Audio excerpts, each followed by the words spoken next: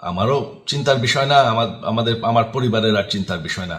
আপনারা বুঝবেন। বলেছিলাম যে আমার পরিবার আর রাজনীতি করবে না, তবে আমাদের নেতাকর্মীর উপর যেভাবে হামলা হচ্ছে, এই পরিস্থিতিতে আমরা হাল ছেড়ে দিতে পারি না।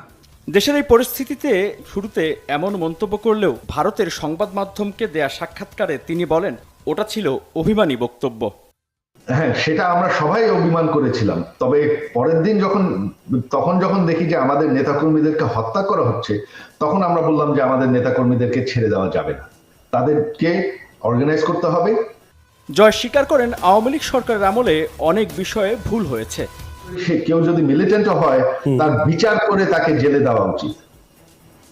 তাকে যদি ফাঁসিও দিতে হয়, আইনগতভাবে বিচার করে তাকে সাজা দিতে হবে। তিনি গ্রেফতার করে রাখা উচিত হয় না, এটা ঠিক না কোনো গণতান্ত্রিক দলে